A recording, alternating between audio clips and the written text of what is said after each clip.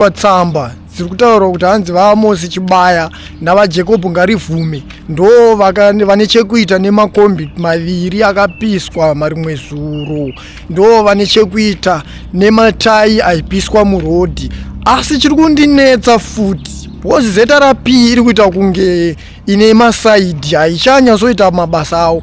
Takaona kumba kwamadzibaba eShanduko kwakapiswa usiku hwadarika uho, ende ndokwakatanga kupiswa. Hatina kana statement ratati taona rakaiswawo neZRP vachiti tiri kutarisa nezvenyaya iyi, but tiri kuona vari kutaura zvekuti makombi akapiswa navaJacob Ngarivume navaAmosi Chibaya nematai akapiswa murodhi yekuchitungwiza. Vakomana vaviri ava ndo vane chekuita nenyaya idzi, ende nyaya dzacho kwada kudzitarisa vaGeza ndo vakaanaunza stay away, but tiri kuona kuti ZRP yakupinda nyaya dzeZANU-PF nemamwe mapati ndo zvayakuita. Haichatonge zvinhu zviri fair ende haichasunge vamwe vanhu kana kutsvaga nyaya dzevamwe vanhu vakanoripota. Ende ZRP nyange ukasanoripota vakaona kuti chinhu chaitwa nemunhu ari kupikisa ZANU-PF vakangochiona pasocial media vanomhanya kusvika vatoisa statement kuti nenyaya yataona pasocial media saka tichaifambira tichazodeso tikutsvaga information. But apa hatina kana musi one watakambonzwawo vachitaura kuti tiri kuona pasocial media pari kunzi imba yamadzibaba veShanduko yapiswa saka tiri kufambira nyaya dzacho, kana kuti vakanoripota ivo vari kuignora. Hatisi kumbonyatsonzwisisa kuti chii chiri kuitika, but tiri kuona vari kutraya kutaura kuti vakomana vaviri ava veopposition party ndo vakazviita, kureva kuti ZRP iri kutsvaga kumateru. Ende ZRP haichashande basa rayo chero senyika, yakushanda basa rekuprotecta vaMunangagwa. Ende ukada kutarisa muZimbabwe vanhu vese vanoshanda muZimbabwe vakungoshanda kuprotecta Munangagwa, kubva kumapurisa acho vari kushanda kuprotecta Munangagwa. MuZimbabwe hamuchakosheswe vanhu, makukosheswa bato reZANU-PF ndo rakukosheswa. Kana tichiti bato reZANU-PF tiri kutanga kutaura kubva pana Munangagwa pacho nevapfana vake vaanoba navo, ndo vanhu vari kukosheswa muZimbabwe. Vamwe vese havana basa, ende vamwe vese zvinhu zvavanotaura hazviteererwe, zvinenge zvichinzi ndezvekunyepa. That's why uchiona kuti vanogara vakasona vanhu vemusocial media, because vana veZimbabwe vakupedzera shungu dzavo pasocial media, ndo pavakupedzera shungu dzavo vachitaura zvinhu zviri kuitika nemaonero avo, asi ivo unovaona vanotera mumasocial media. Imwe problem yatanayo muZimbabwe, maminista emuZimbabwe haachashande. Maminista emuZimbabwe ndo vamwe vakatochimasta vakaona kuti vaMunangagwa vari desperate for support, saka maminista mazhinji emuZimbabwe vakungosapota vaMunangagwa. Havachashande basa mumaministry avo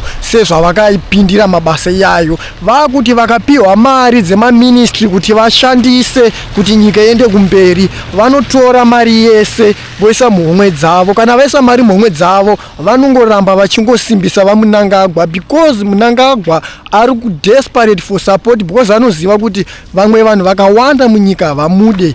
Iye haasisina kana mashoko ekutaura pamusoro penyaya idzodzo, anoramba akanyarara. Ende vapfana mari vari kurova. Ukada kutarisa mari dziri kulonjwa mazuva ese chinzi tabudisa mari yakati tichiita program yakati, tabudisa mari yakati tichiita project yakati, mari idzodzo hadzisi kushanda zvinhu izvozvo. Maminista iyayo ndo mabenefits avo vari kulutawo nekusaidi kwavo. Ende mutungamiriri wenyika yeZimbabwe vaMunangagwa havana chavari kuita, because ivo ndivo mukuru wembavha dzacho. Ende ivo chavari kungoda kungoti as long uchindisapota handina zvindinokuita. Ende ndo zvinhu zviri kutoitika. Ukada kutarisa kana pa 10 million yacho yainzi yaifanira kugadziriswa venue rekuindependence yekugokwe yakatodyiwa yese, nyaya yacho ikatopera. Asi Munangagwa akatosvika akatoona pane mazidhaga pavenue yacho yaitirwa independence, ukada kutarisa kuti chii chakazoitika after vanhu vacho vabva kuindependence, because nyaya yacho yakatanga kunetsa nemumasocial media zvichinzi toda kuona kuti mari yacho makashandise chii, ende isusu toda kubvunzawo munhu akazonoinspecta before day reindependence achinoona basa rakaitwa, akatopasisa kuti ndezve 10 million, ende pavanhu vachidzoka ukoko vaMunangagwa havana kana chavakataura, vaitoti zvese zvava zviri normal because vakaadresa vanhu mumadhaga. Ndopo unoona mumwe munhu achisimbisa kuti vaMunangagwa vane zvido zvevanhu pamoyo, because iye akapiwa chikenini akaadreswa ari mumadhaga nemunhu akatogara pakanaka. Ukadatarisa iye paaadresa vanhu pacho paanga akagara panga pakanaka, ende ukatarisa paakasvika akatosvika akaisirwa maambrera, akasvika akatanga kukwira pakapeti, asi vanhu mamuri mumadhaga mapiwa zvimachikenini, mazvimbirwa, mapiwa zvimvura zvekutenga, mazvimbirwa makuti President Mnangagwa vakanaka. Unotaura kuti President Mnangagwa vakanaka sei iwewe vakatadza kukukoshesa vachinokuadresa wakagara pamadhaga, ivo vakagara pakanaka?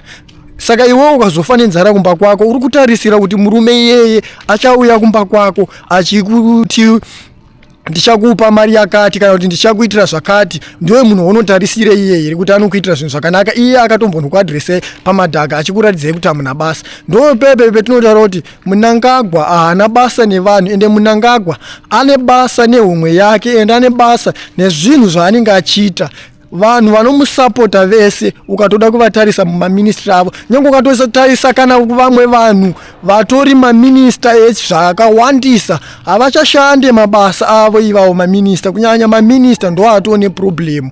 Maminista mari dzese vari kungodya vakapiwa, kana minista weroad chaakatopiwa anototora mari odya, maminister of information zviri kutotora mari zvichidya. That's why chono zvimaminista zvese vamwe vacho vari kuchinja mutemo every day vachigadzira mutemo unoprotecta vaMunangagwa. Ndo vanhu vari kudya mari, vanhu vari kukonzeresa huori munyika, ende Munangagwa wacho haana basa nazvo, because zvekuti nyika idevelope haanei nazvo, because zvinobhenefita isusu iye haanei nazvo. Ari kuda zvinhu zvinobhenefita homwe yake iye nevana vake nemhuri dzake. Ende ukada kutarisa muZimbabwe hamuna mutemo unonyatsoprotecta vanhu, mune mutemo unoprotecta vaMunangagwa chete, because ukada kutarisa zvinhu zviri kuitika iya chaiyo inonzi anti-corruption. Anti-corruption chibhodhi cheche chibhodhi chakaora, ende chibhodhi cheche chiri kuprotecta vanhu vanoshanda naMunangagwa, but iwewe ukatoitawo mari yako yakawanda vanokubata vokuinvestigata kuti wakaiwana kupi. But ukada kutarisa vanhu vese vari kuba mari vari kushanda naMunangagwa havainvestigate. Why? Because ivo vanozviitira kuti ivo vakagara vari ivo vane mari, hamuna mumwe munhu anenge ane mari anokwanisa kuvapidigura. That's why vachishandisa mari iyeye kuita mabasa ehumhondi, vachishandisa vanhu vasina mari kuti vanobata vamwe vanhu vavanenge vasingadi, vouraya kana kuti vanonokidnapa, vorova vanhu kuita kafira mberi zvekuti munhu mangwana anozotya. That's why vasingatodi kuti mumwe munhu aite mari, ivo chete pachikuru chavo ndo vanhu vane mari kuti vashandisewo vasina mari mabasa akaipa. Ndopo unoona pepe pete tichiti senyika hatina kwetiri kuenda, nekuti tiri kungoitirana utsinye pachedu. Ende ukada kutarisa kana pakati kubva tichienda pama-elections ukatarisa ma-MP ema-opposition party nevanhu vema-opposition party ndo vanhu vakawanda vakarohwa, vakakidnapwa, vakafa. Hakuna MP weZANU-PF watakambonzwa kuti akakidnapwa. Ndo zvinoratidza pachena kuti ndo vakomana vacho veZANU-PF vanenge vachizviita, nevamwe vetinoti ma-CIO ndo vanenge vachizviita. Ende tatopedza kuvhota ukatarisa ma-MP ebato re-CCC richiri kutungamirwa navaChamisa akahwina acho, mazhinji acho vamwe vacho vakatokidnapwa kusvika vafa. That's why uchiona kuti kuri kuzoitwa anonzi ma-by-election.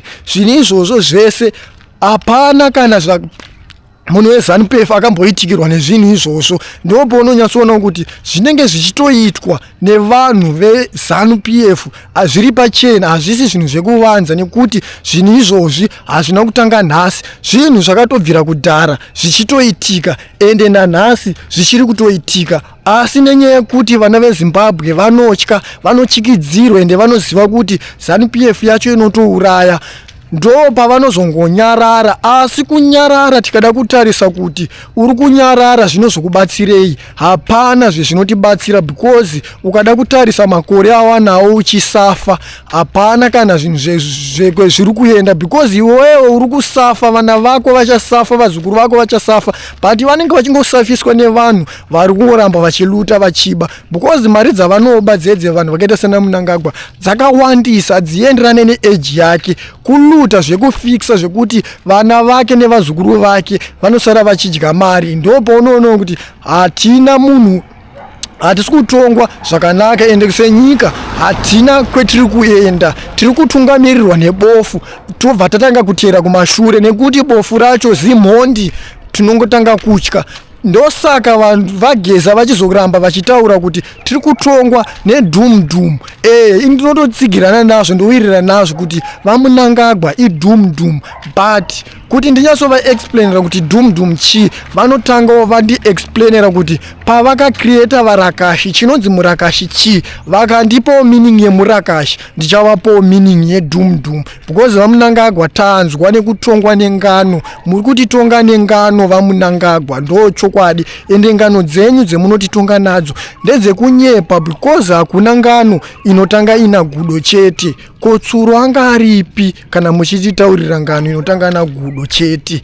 Tsuro wacho anga aripi? Because ngano yese inonzi paiva na tsuro na gudo. Kana muchiti paiva na tsuro na gudo, techida kuti mutraye kutaura kuti panga pana Geza nemi panguva yamakaenda kuhondo, asi mimi muri kutiudza kuti Geza haana kumboenda kuhondo, ende Geza hatimuzive, because Geza akaramba zvamuri kuita mimi mabasa ewori, nhasi makumubvisa makumuti Geza hatimuzive. Saka ngano yenyu ndeyekunyepa. Ngano yese inonzi paiva na tsuro na gudo. Isusu kusaidi kwedu wetinoti tsuro ndiGeza, imimi ndimi gudo wacho. Mukangoti paiva na tsuro na gudo, toziva kuti ngano yenyu ndeyechokwadi. Asi mukangoti paiva na gudo, imimi hatichatobvume, because imimi hatikuzivei. Ende vaMnangagwa kuti muri tore vamwe vevanhu vakachanza, but kuhondo kwacho hatichatokutembei, munogona musina kana kutokuenda, because ukada kutarisa imimi pamakatoti ko vice president, pane mashoko akawanda